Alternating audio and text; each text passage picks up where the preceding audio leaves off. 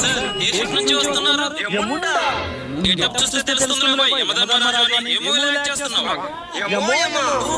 ఆ మూవీలో యాక్ట్ చేస్తున్నారా? బాగా చేయండి.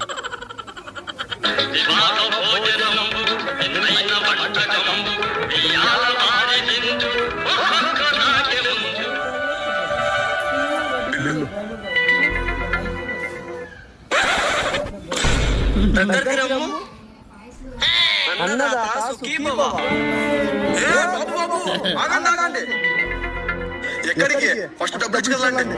ఏమిటి ధర్మకర్తలైన డబ్బులు అడిగేంతటి వాడివా? సుంఠ.